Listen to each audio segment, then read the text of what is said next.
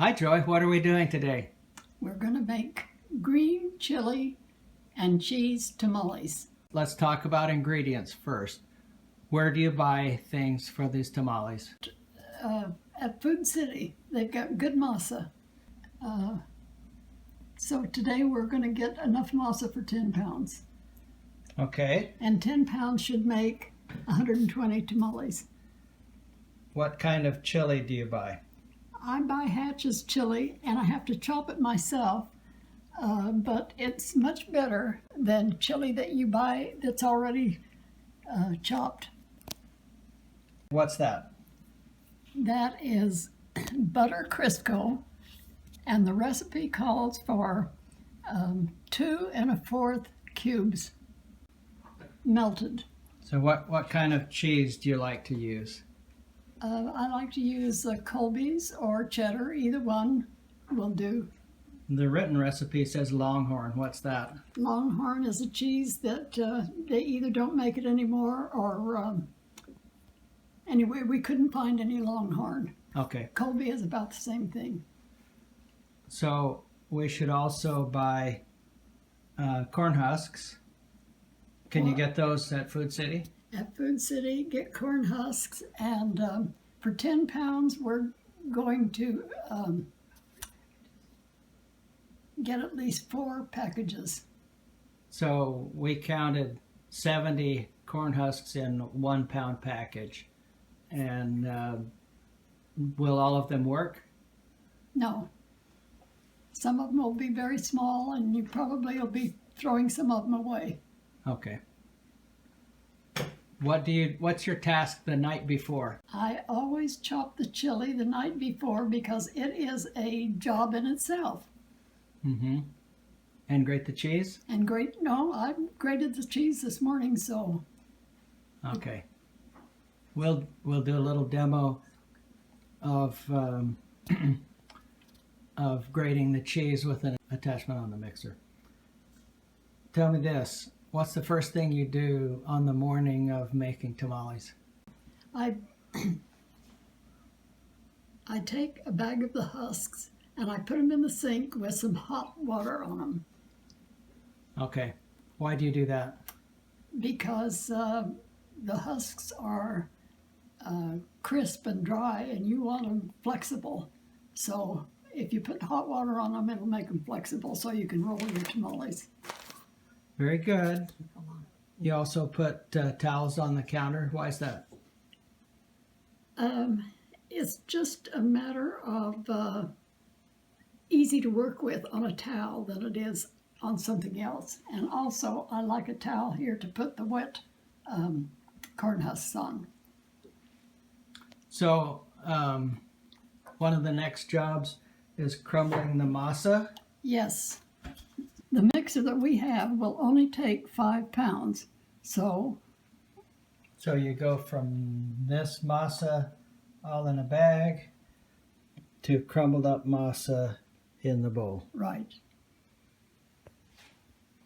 Next step. The last ingredient before you start rolling your tamales is the corn. And it just adds some flavor to your tamales. So what's shoe peg corn? I've never heard of that. When you get it in the can, it's called shoe peg corn. But you can substitute this normally white corn, but this is a mix of white and yellow corn. Yes, and it's in the frozen food department. Very good. On the stove, I have got 1.5 cups of water, 3/4 cup of sugar, and 2 tablespoons of salt. And the mixture has to be very hot when you put it over the masa. And that includes the butter Crisco that I'm going to melt in the microwave. And both of these mixtures have to be very hot. The next step is to pour the hot liquids over the masa that is being crumbled in the mixer bowl. Before you turn the mixer bowl on to mix it up, be sure and place a towel over the mixer bowl, and otherwise you're going to have hot liquid all over your kitchen. What size mixer do you need? We have a commercial mixer that my sister gave me, and it is quite a bit larger than a KitchenAid, although I have had people do 5 pounds on a KitchenAid. It's just hard to keep it from overflowing. So your water and salt and sugar mixture is hot, And your Crisco's. butter Crisco is hot. Yes, and now I'm going to pour it in over the masa.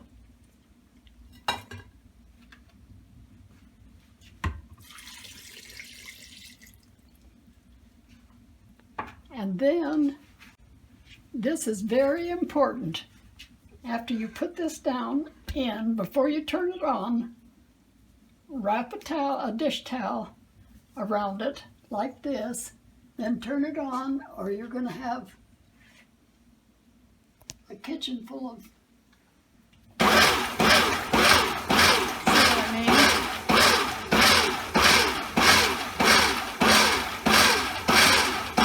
How long did you mix the masa? Just until it's completely blended, well blended. The liquid and the masa is blended completely. And with this mixer, it seemed like a little more than a minute. That's right. What do you add next? The last thing that you add is the corn, Okay. but I always put the corn in and turn the mixer on and let it kind of mix the corn so that it gets all the way through the masa. Otherwise, you're going to have clumps of corn. So I'm going to turn the mixer back on and add the corn.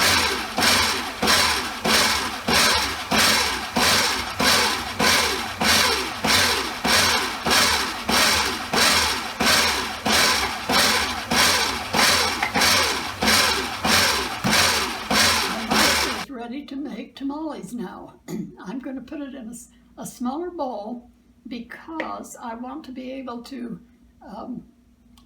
clean this bowl out for another batch of tamales.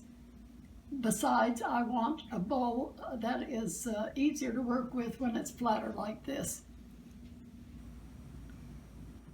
Now we're ready to assemble tamales. And the first thing you want to do is blot them because they've been sitting in hot water and you don't want water in your tamales. And the first thing I do is I make a square. And a lot of people do it different, but this is the way I do it.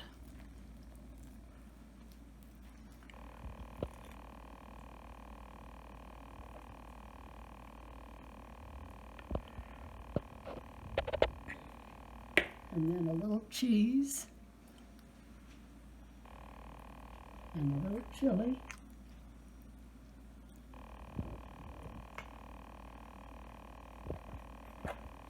and you roll it,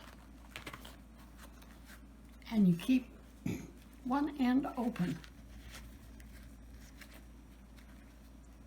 and then trim that end off to where it's even, but there's your tamale. A lot of people steam their tamales as they make them. I never do that.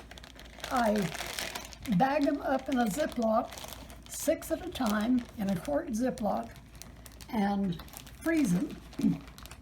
Because it's my theory that the tamales will be a lot more moist if you only cook them one time, and the time you want to cook them is when you take them out of the freezer and cook them for the first time.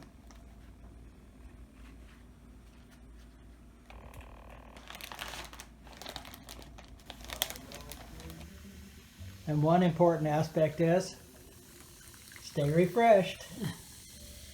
Oh.